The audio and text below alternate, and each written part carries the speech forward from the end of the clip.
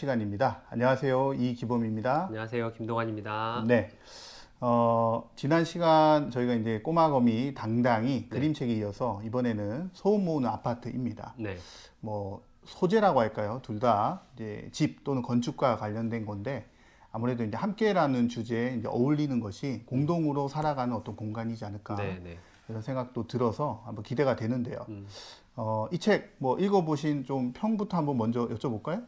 저는 일단 SF는 네. 좋아하는데 네. 판타지를 별로 좋아하지 않거든요. 아, 그래요? 근데 이 책 같은 경우는 네. 그 SF랑 판타지를 이렇게 섞어 놓은 그 형식을 네. 가지고 있어요. 음. 그게 사실 최악이거든요. 이 작가님이 보고 계실 수도 있는데 네. 그렇게 얘기할 수 있습니까? 네, 그렇죠. 네, 네. 얘기하시죠. 그런 책도 있으니까요. 네. 근데 제가 최근에 경험한 바로는 예. 그런 책을 아이들이 좋아한다는 겁니다. 아, 네.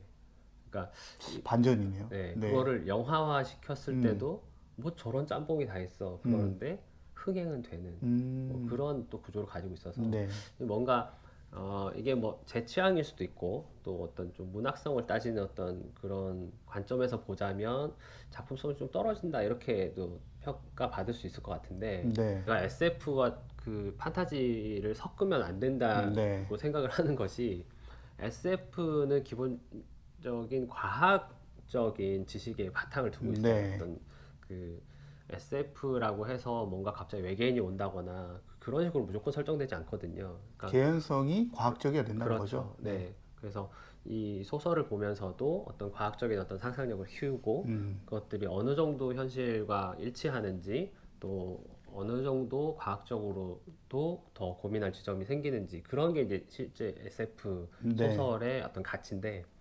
판타지는 어떤 일이든 다 일어날 수 있죠. 네. 뭐 동물들이 말을 해도 그렇죠. 되고 뭐 외계인과 갑자기 뭐 카우보이가 뭐 싸운다든지 그런 희한한 설정이 다 가능한데 네. 이 둘을 이제 섞어버리는 순간 그 세계관이 이제 이도 아니고 저도 아닌 그런 희한한 세계가 네. 됩니다. 근데 아이들은 어떤 거든 재밌으면 그만인 거예요. 예. 그러니까 아이들은 그런 설정이 논리적이든 이게 네. 비논리적이든 그 두 가지 섞여 있든 어른들보다 훨씬 더 열려 있다 그런 생각이 듭니다. 그래서 네. 이 소설, 이 동화도 제가 느끼기에는 야, 이 설정이 너무 좀 별로다 생각했는데 그렇다고 이야기가 그렇게 재미없지 않거든요. 네. 네, 그 아이들이 읽을 때 굉장히 좀 박진감 있게 읽을 수 있겠다. 그래서 선정된 어떤 이 결과 자체가 좀 시민 투표가 좀 많이 작용하는 네. 게 아닌가 싶은데 어떻습니까? 뭐 정확히 보셨다라고 할 수 있는데요. 네. 그 선정위원들의 뭐 저를 포함해서 네. 관심을 좀 더 받은 책이 있어요. 네. 아이 근데 동화 분야에서. 네, 네. 근데 여기 이제 소문 아파트가 최종적으로 선정된 이유는 똑같이 결국은 이제 읽는 주체죠. 우리 아이들에게 표를 제일 많이 받았어요. 네. 예, 그리고 실제로 그거는 충분히 읽으면 이해가 돼요. 네. 네, 그렇기 때문에 그 부분을 우리도 좀 고려를 했고요. 더 중요한 건 뭐냐면 이게 주제 의식이라고도 할까요? 여기 나와 있는 주제 의식이 가장 우리가 현실에서 많이 맞닥뜨릴 수 있고 또 아직까지 해법을 제대로 찾지 못한. 그렇죠. 예, 그렇기 네. 때문에 해법을 아이들과 함께 찾는다는 의미에서 사실은 이 책을 읽어가면서 고민해 볼 수가 있고요. 네. 저는 이건 조금 다른 이야기이긴 한데 이 책의 어떤 그 진행 방식이라고 할까? 그 이걸 보면서 문득 떠올랐던 것이 있어요.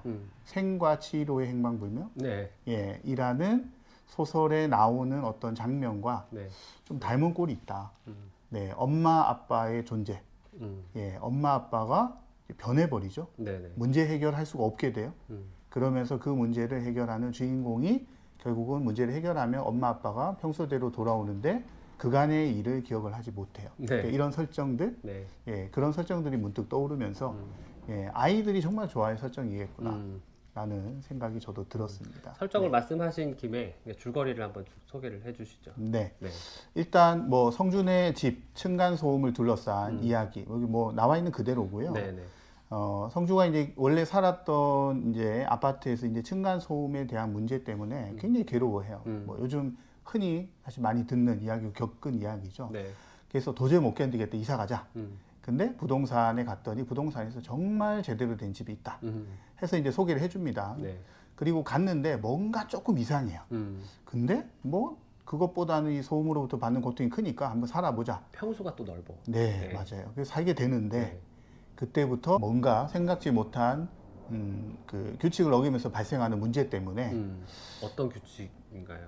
일단 떠들 수는 있어요. 네. 근데 아무 때나 떠들면 안 되고 네. 떠들 수 있는 시간이 정해져 있습니다. 네. 그래서 그 시간만 마음껏 소음을 얘기를 할 수 있으니 네. 그 시간이 되면 온 아파트가 난리가 나요. 그 외에는 정말 지주군도 조용해야 되고 네. 만약에 이것을 어기는 때가 있잖아요. 예를 들면 뭘 하다가 떨어뜨려서 소리가 난다라든지 아니면 아무리 말려도 아이들은 갑자기 뛴다라든지 이럴 경우 이제 경고가 들어옵니다. 경고가 누적이 되면 무언가 무서운 일이 일어난다. 네. 이런 이야기가 나오죠. 네. 뭔지는 모르지만. 네. 네. 근데 결국 자기들이 카운트한 것과 실제로 카운트하는 게 달라지다 보니 네. 무서운 일이 갑자기 찾아와 버리면서 생기는 이야기. 음. 사실 이제 더 말을 해버리면 네. 예, 이 그림책과 달리 이 책 같은 경우는 네, 맞습니다. 스포일러가 그렇죠. 되죠. 그래서 네. 여기까지만 해서 어떤 일이 벌어지고 어떻게 해결돼 가는가는 책을 통해 아마 보신 분들은 금방 이해를 하실 거고요. 안 보신 분들이라면 이런 방식의 해결과 생각도 있을 수 있다. 예, 그렇게 생각을 합니다. 네. 지난주에 저희가 꼭 보고 오시라 말씀드렸지만 네, 혹시라도 안 보고 오셔서 이 방송을 보시는 네. 분들을 위해서 저희가 여기까지만 설명을 드리겠습니다. 이제 줄거리를 이제 말씀해 주셨으니까 네, 네. 지난주처럼 저희가 이 책을 읽고 아이들과 나누면 좋은 질문, 네. 질문하기 순서로 가보겠습니다. 네. 먼저 공통 질문인데요. 네. 함께라는 주제와 어울린다면 이 책은 어떤 점 때문일까? 사실 뭐 이거는 제가 구구절절 얘기하지 않아도 층간 소음을 해결하는 것이 함께 더불어 사는 이 공동주택 규약 또는 이 시대에 굉장히 중요한 현실적 문제이기 때문에 뭐 그런 의미만으로도 사실 충분한 문제가 아닐까. 오히려 이 층간 소음 문제 또는 한 발 더 나가서 이제 아파트라는 공간에서 일어날 수 있는 어떤 문제들을 조금 더 한번 풀어보면서 또 해법도 나름대로 한번 찾아보는 그게 중요하지 않을까 이런 생각을 해봅니다. 이 층간소음 문제에 아이들은 가해자이기도 하지만 사실 피해자이기도 해요. 네, 제가 이 층간소음 문제에 대해서 좀 뭐랄까 좀 불편한 어떤 마음이 늘 있는 이유는 네. 저희 아이가 태어나고 한 3살, 4살 때부터 아파트를 살기 시작해서 지금 저희 아이가 6학년인데 안짱다리라고 하나요? 그 아이의 걸음이 네. 뭔가 이렇게 보통은 이런 식으로 가지 않습니까? 네, 발 네. 모양이 걸을 앞발이 때. 약간 좀 벌어지는. 네, 네. 근데 여기 근데 이제 오므라든다는 그렇죠. 얘기죠? 반대로 예. 이렇게 걷는 거죠. 병원을 갔더니 네. 여전히 다리 길이가 이렇게 자라지 않는 거예요. 네. 그리고 이 걸음걸이 때문에 어떤 다리의 변형도 좀 와 있는 거죠. 그러면 이제 조용히 해야 된다, 시끄럽지 않아야 된다 때문에 이제 맞습니다. 발이 계속 그렇게 그러니까 왔던 것이다 이 말이죠. 앞꿈치로 이렇게 네. 먼저 땅을 내딛는 게 일상화되다 보니까 네. 평소 이제 걸어 다닐 때도 이 뒤꿈치부터 이렇게 가야지 자연스러운 네. 것인데 반대로 하다 보니까 어떤 다리의 변형도 일어나고 네. 그런 이제 피해자가 된 거죠. 뭐 저희 아이뿐만이 아니고 여러 그 아이들한테 이런 문제들이 또 나타나기도 한다고 하더라고요. 그렇다면 사실 이건 이제 사는 환경, 우리가 네. 아파트에 살기 때문에 겪어야 되는 아이들 문제가 아니라 이게 사실 어른들이 만들어줬던 문제가 아닌가 그런 생각도 들어서 네. 아파트 소음 문제에 대해서 제가 좀 민감한 편입니다. 네. 아니 뭐 말씀만 들어봐도 네. 굉장히 민감하시고 좀 개인적 영역을 많이 끌어다 쓰셨다 네. 이런 생각이 드는데 그 뭐 정치적 측면 또는 행정적 측면에서야 당장 답을 찾기는 어렵겠죠 아이들이. 그러나 이제 교육적 측면에서는 우리가 생각해 볼 여지가 있다고 생각을 하고요. 일종의 이제 하나의 계기인 거죠. 그리고 훈련이기도 하고요. 네. 게다가 직접적으로는 뭐 층간소음 문제에서 아이들이 비껴나 있는 게 아니거든요. 아까 선생님이 이제 하신 말씀 중에 이제 답도 있죠. 피해자기도 하고 또 대부분의 경우는 이제 가해자의 역할을 네. 하기 때문에 네. 본인이 어떤 피해를 준다는 것을 얘기로 듣는 것보다는 이제 제3자적인 입장에서 책을 통해서 느꼈을 때 조금 행동의 변화가 오기 더 쉽지 않을까 이런 생각도 해보고요. 네. 무엇보다 이제 이 책이라는 매개로 함께 읽고 가족들이 한번 의논해 볼 수도 있겠다라는 생각이 듭니다. 네. 저는 이 책의 그 마지막 마무리는 뭐 나쁘지 않았다고 생각해요. 네. 그러니까 결국에는 당사자끼리 해결하는 방법밖에 그렇죠. 없고 당사자의 머리를 모으고 네. 서로 이해를 구하고 계속해서 규칙을 만들어 나가는 수밖에 없다. 그러니까 규칙이 많고 적음을 떠나서 네. 그것들이 유연하게 계속 변할 수 있으면은 전 된다고 생각하거든요. 그렇죠. 네, 그러니까 그게 좀 이제 뭐 민주주의의 단점이기도 하지만 굉장히 비효율적이고 오래 걸릴 수도 있죠. 네. 네. 근데 이제 좀 합리적이고 혹은 가능한 한 많은 사람들이 동의하고 이해할 만한 데까지 나가기에는 멀지만 충분히 그런 이제 가치가 있다. 예를 들면 그런 거잖아요. 최근에 이제 가장 일상생활에서 많이 바뀐 법이라고 한다면 도심 내가 이제 전부 50km의 네네. 어떤 속도로 다 제한이 됐고, 네. 그다음에 스쿨존에서는 30. 처음에 이제 스쿨존에서 30으로 이게 바뀌었을 때는 어기는 분도 굉장히 많았어요. 네네. 과태료가 훨씬 더 크게 부과가 되고, 그리고 이제 아니 학교가 다 끝난 밤 시간에 지나가도 과태료가 부과가 됩니다.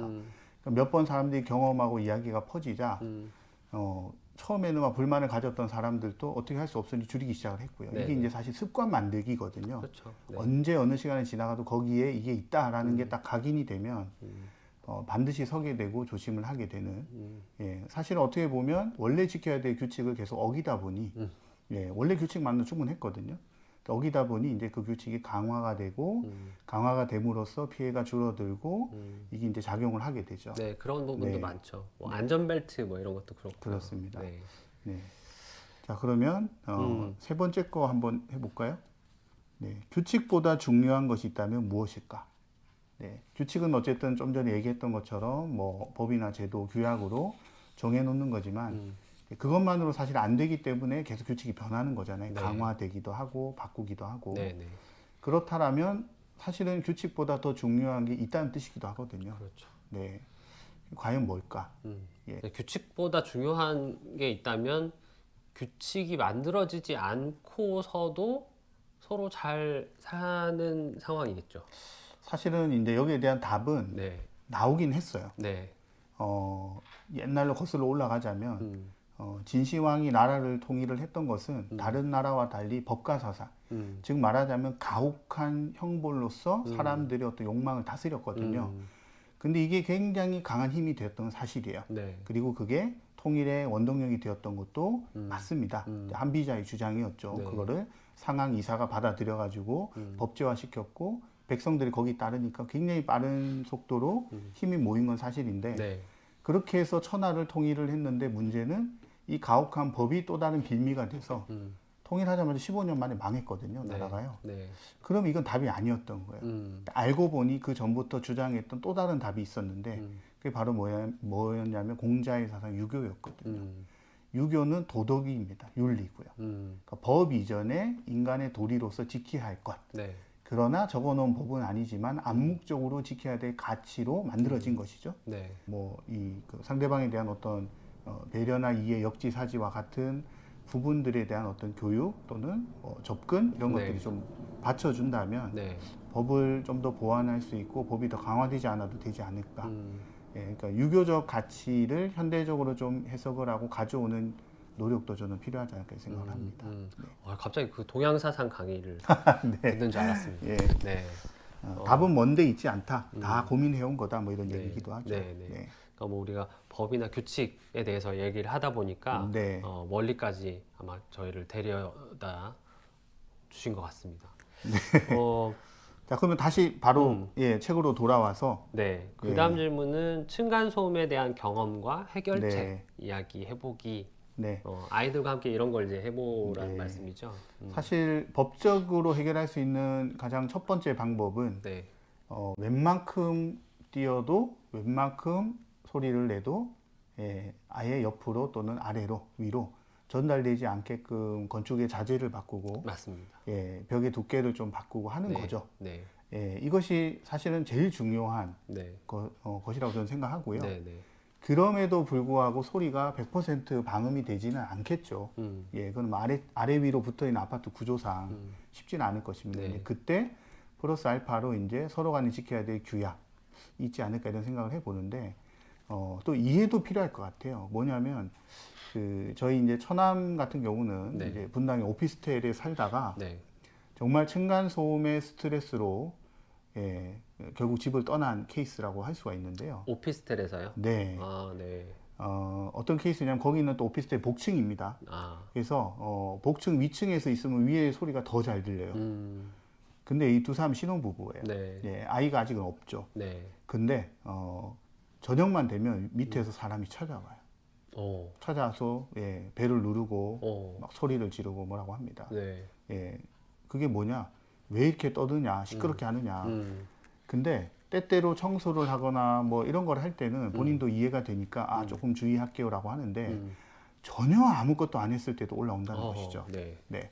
그래서 실제로 이제 과학적으로 보면 소음이 났을 때 바로 위층에서 나기보다는 대각선에서 나는 경우 훨씬 많거든요. 예, 아니면 때때로 이 공명음 때문에 네. 한 두 집 건너서 나더라도 올 수가 있단 말이죠. 근데 이런 거에 대한 부분이 해결이 안 되니까 예, 이것이 이제 싸움으로 또 번지기도 하고요. 네, 네, 네.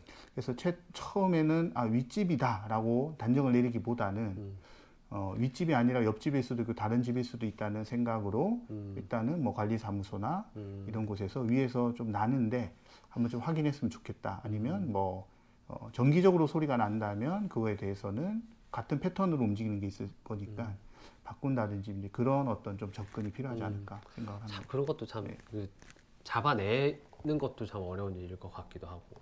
그렇죠. 뭐 네. 문 열고 들어가서 확인하는 것도 아니고 들어갔을 때 이미 다 소리가 예, 그러니까. 없어진 상태니까요. 아까 그 건축 자재나 공법 뭐 말씀하셨는데 저도 이제 최근에 들은 얘기로 그러니까 벽식 구조이냐 혹은 네. 기둥식 구조이냐에 따라서 또 소음의 네. 그 전달 체계가 또 다르더라고요. 그래서 뭐 주상복합으로 되어 있는 아파트가 훨씬 기둥식으로 돼 있기 때문에 네. 좀 소음이 덜하고 그게 거의 뭐 8대2 정도라고 합니다. 그러니까 벽식으로 되어 있는 우리 네. 대부분은 이제 벽식으로 벽이 그 무게를 지탱하면서 위로 이제 층수를 이제 쌓아가는 그런 상태인데 네. 그런 형태 같은 경우는 훨씬 이제 소음이 심한 네. 걸로 돼 있더라고요. 그러면 이제 우리가 소음이 날 수밖에 없는 곳에 살면서 아이들에게만 주의를 주는 것, 조심하라고 하는 것 이게 이제 정당한가? 저는 이제 그런 생각을 요즘 많이 했거든요. 근데 뭐 사실은 우리나라 거주 형태의 절반 이상이 아파트로 바뀌었기 때문에 아니 그러니까 이제 네. 기둥식 구조가 훨씬 덜하다는 걸 우리가 알면서도 그렇게 못하는 이유는 결국에는 그 집값 때문이더라고요. 분양가가 그렇죠. 높아진다. 네, 분양가가 원래부터 그러면 기둥식으로 만들어져서 모든 시공사가 다 똑같이 그렇게 한다면 법이 그렇게 만들어진다면 또 충분히 많은 부분이 또 해결될 수 있는 부분이기도 하고 네. 네 그래서 그런 부분이 아이들한테만 어떤 좀 책임 전가가 되는 게 아닌가 그런 생각도 네. 들고요. 우리 아이들이 가해자가 되지 않기 위해서 이웃을 배려하고 해야 될 그 어떤 교육적인 어떤 그런 가치도 분명히 있지만 자라면서 어떤 그런 구조적인 부분에 대해서도 좀 눈뜰 수 있는 그런 계기가 좀 됐으면 네. 하는 그런 생각도 들더라고요. 그리고 뭐 이런 측면도 있는 것 같아요. 이웃과 교류가 만약에 좀 평소에도 좀 있다면 네, 훨씬 더 많은 문제들 쉽게 해결할 수 있거든요. 그런 것도 있죠. 적어도 아랫집에, 윗집에, 옆집에 누가 사는지, 네. 그 집의 패턴은 대략 어떤지, 음, 이 집에 아이가 있는지 없는지, 이 집 아이가 남들보다 좀 유난한지, 아니면 유독 조용한지, 뭐 평범한지 이런 거에 대한 기초적인 정보 자체가 없기 때문에 하나하나가 다 스트레스나 공격으로 여겨질 수 있거든요. 근데 아파트에서 또 그런 관계가 생기기가 좀 쉽지가 않습니다. 네. 뭐 아주 쉽지는 않지만 네. 우리는 아예 불가능하다고 생각하는 이제 분위기 너무 많이 갔기 때문에 네. 그 층간 소음에 관한 이야기들을 아이들과 책에 대한 이제 일종의 독후 활동으로 네. 뭐 얘기하면서 한번 넘어가 볼 건데요. 독후 활동으로 한다면 연관해서 아까 이제 얘기 나왔던 뭐 예컨대 요즘에 가장 이제 뜨겁게 이슈가 되었던 문제들 하면 뭐 택배. 네. 예, 어떤 아파트는 택배하시는 분들이 집 앞까지 가는데 네. 어떤 아파트는 뭐 안전과 여러 가지 이유를 달아서 아파트 안으로 들어오지 못하거나 네. 또는 뭐 차량을 바꿔서 들어오라고 하거나 뭐 여러 가지 문제들 때문에 뭐 아파트 입구에 놨다라든지 이런 게 또 나오잖아요. 네. 그것도 이제 저희 동네와 가까운 예, 아파트더라고요. 또 그런 일이 있고 또 어떤 데는 장기 수상 그 수선 충당금이라고 그러죠. 네. 아파트를 이제 새롭게 외벽을 개보수하는 거. 칠하는데 네네. 그 아파트 사이에 이제 임대동이 두 개가 있는데 네. 그 동만 빼고 나머지 색을 칠한 거예요. 네, 색깔을 다르게. 예, 네. 그러니까 이런 경우들.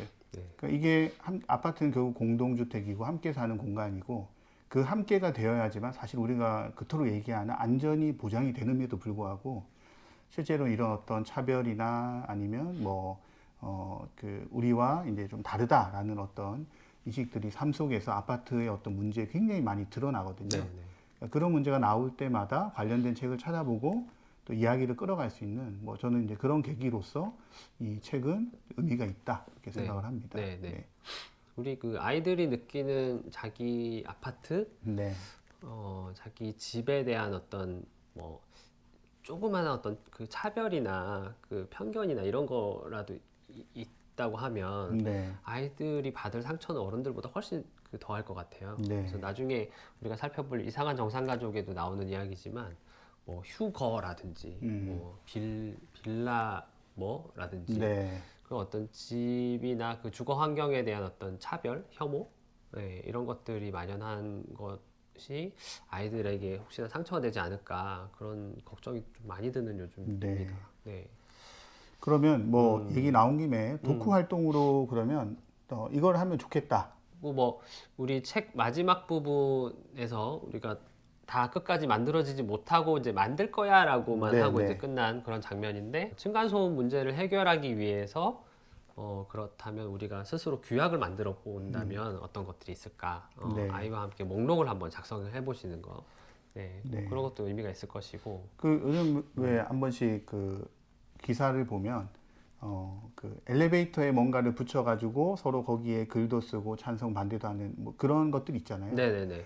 예, 마찬가지로 그 주민들이 이제 새롭게 만드는 근데 보통 그런 글들은 화제가 되는 건 대부분 아이들이 시작을 하더라고요. 예, 그러니까 적어도 아이들의 순수함에 이러저런 논리를 가지고 따지기는 쉽지가 않죠. 그리고 그 사이에 진정성이 전달이 되거든요, 서로 간에. 그런 차원이라면 이제 아파트의 공동 규약, 층간 소음부터 시작해서 아까 얘기했던 많은 것들을 한번 규약으로 만들고 그치는 게 아니라 이렇게 해서 우리가 한번 만들어 봤어요 하고 엘리베이터 한번 붙여서 사람의 반응을 보는 것도 나쁘지 않겠다 이런 생각도 한번 해봅니다. 네. 또 뭐 다른 게 있다면 어떤 거 해보면 좋을까요? 보통 이제 동화책에는 여러 가지 그 인물들이 중첩돼서 나오기 마련인데 모든 아이들이 책을 잘 읽는 건 아니거든요. 그렇죠. 네, 그래서 책을 아직 조금 그 독서 능력이 좀 부족하다 싶은 아이들에게는 책에 나오는 인물들의 관계도를 한번 그려보는 것도 꽤 좋은 연습이 될 수가 있습니다. 그리고 이제 관계도를 그려놓고 나면 아 내가 잘 읽었구나.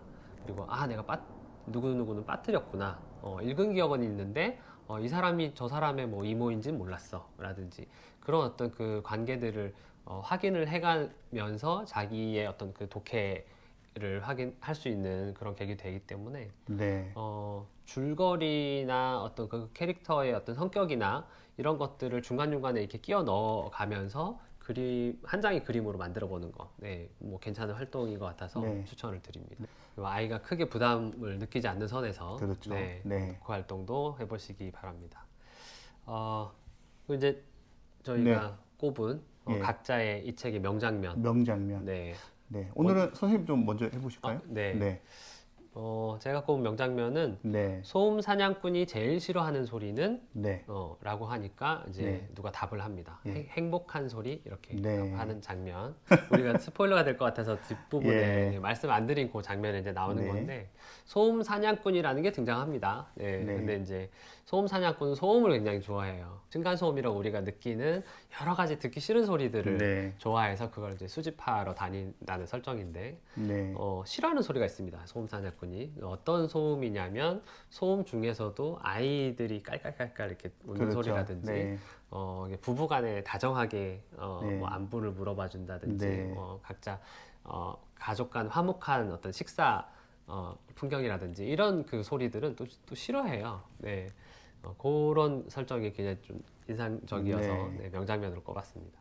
저는 이제 에필로그에 나오는 건데요. 책 이제 끝에 가면 정리가 되면서 나오는 건데 일종의 이제 그 뭐라고 할까요? 명언 비슷하게 나오는 거죠. 층간 내리 사랑을 실천합시다. 우리 집 바닥은 아랫집 천장입니다. 라고 나오는데 뭐 들으면 우리 다 아는 얘기예요. 네. 근데 아마 책 끝까지 다 읽은 아이들이라면 한 번 더 이것을 그렇지라고 해주게 만드는 좋은 문장이 아닌가 해서 예, 한번 꼽아봤습니다. 네, 그럼 이제 그 뭐 한 줄 평 별점 하고요. 이제 마무리로 한번 넘어가 볼까요? 네, 저는 10점 만점이었나요, 우리가? 네. 네, 9점 드리겠습니다. 네. 아까 처음에는 뭐 작품성이 나랑 맞지 않고 뭐 이렇게 얘기하셨는데 네. 굉장히 점수 잘 주셨네요. 어차피 뭐 아이들이 읽을 거니까요. 네. 네, 거기서 이제 제 취향만 이제 1점을 드리겠습니다. 네. 점수고요.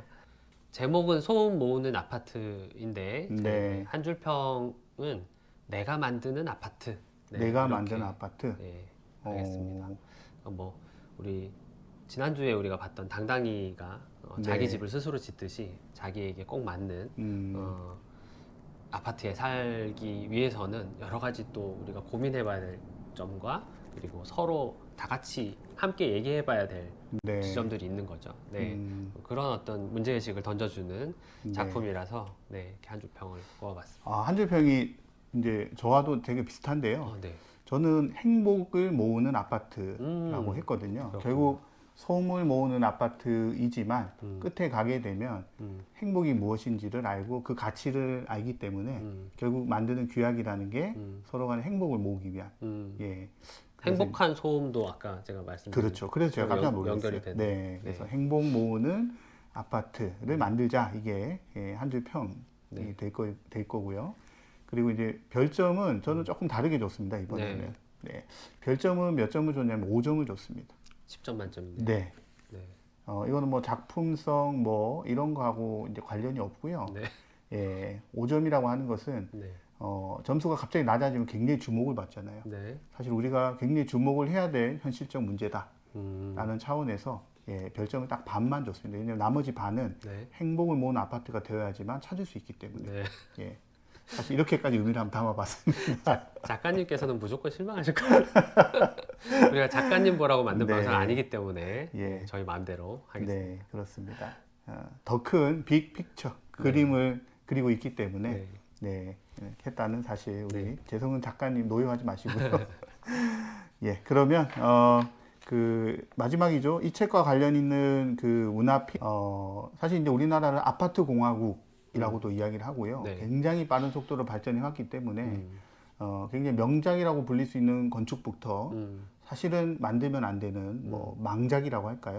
네. 예, 사람들한테는 위험할 수도 있는 건축까지 굉장히 다양해요. 근데 이 전부를 다루고 있는 어떤 공간은 사실 없습니다. 없고 다만 건축은 어떠해야 할까의 어떤 질문을 던지고 결국 사람이 만드는 것이기 때문에 건축을 만드는 사람의 이야기를 만날 수 있는 곳. 일단 가까운 곳부터 소개를 드릴게요. 가까운 곳은 이제 안양에 있습니다. 네. 안양 박물관이 있는데 거기에 전시관 중에 하나가 독립된 건물 전시관 중에 하나가 김중업 건축 박물관이 있거든요. 네, 김중업 하면 우리나라 이제 1세대 건축가로서도 이제 이름이 알려져 있고요.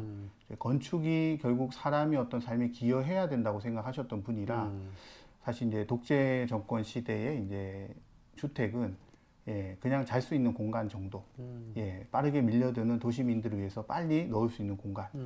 근데 사실 이런 게 와우 아파트 붕괴나 이런 아파트 참사들로 나타났거든요. 그래서 이제 건축이라는 게 인간 삶에 기여를 해야 되기 때문에 이런 정책으로 안 된다라고 주장하시다가 일종의 미운털이 박히셨죠. 프랑스로 가셨어요. 네네. 네, 프랑스로 가셔서 이제 프랑스에서 또 오랫동안 생활하셨는데 그게 또 하나의 계기가 되어가지고 네네. 프랑스에서 이제 세계적인 건축가죠. 이제 르 꼬르베지에라는 그러니까 우리가 흔히 말하는 아파트는 언제 나왔을까라고 할 때 답을 주시는 분이에요. 네. 아파트 건축을 처음 만드신 분이 그분이거든요. 그러니까 이제 옛날과 달리 도시에서 공동으로 생활을 할 때 여기에 필요한 형태의 집이 무엇냐 해서 만들었던 바로 르 꼬르베지에의 제자가 되어서 또 공부를 하셨던 인연도 있고요. 그래서 프랑스의 어떤 건축 또 한국의 건축에 정통하신 분이라 나중에 이제 우리나라의 대표작으로는 이제 주한 프랑스 대사관 네. 아니면 서강대학교 본관 네네네. 또는 뭐 KBS 국제방송센터 이런 네네. 것들 다 만드셨는데 특히 이제 뭐 주한 그 뭐 프랑스 대사관은 건축하는 사람들에게는 이제 답사의 1번지로 유명한 곳이거든요. 서울역 근처에 있습니다. 네네. 아마 거기에 가보셔도 좋고 작품을 보기 위해서는 이 김중업의 모든 자신의 어떤 그 건축에 관한 철학과 건축 세계를 담은 공간이 안양에 있기 때문에 거기를 한번 가보셔도 좋겠다. 또 한 군데는 또 한 군데는 이제 한동안 굉장한 이제 관심을 받았던 그리고 앞으로도 우리가 꼭 지켜봐야 될 바로 네. LH입니다. 예. 네. LH의 본사가 지금 어디 있냐면 진주에 진주에 있거든요. 있죠. 경남 네. 진주. 진주에 가면 관련된 전시관이 있어요. 네. 토지주택박물관이 있습니다. 예. 거기 가면 이제 우리나라의 이제 아파트의 변천사라든지 집이 어떻게 지내왔는지 이제 이런 것들을 볼 수 있는 공간이 있거든요. 네, 네. 뭐 진주 시민이야 가까우시겠지만 예. 뭐 우리 서울에서는 조금 거리가 있는 공간이긴 한데 네, 네. 나중에 진주에 가실 일이 있으시다면 기억하셨다가 한번 가보신다면 이제 네. 아파트라는 공간을 조금 더 잘 아이들이 이해하는 데 도움이 되지 않을까 네, 생각을 네, 네. 합니다. 네. 네.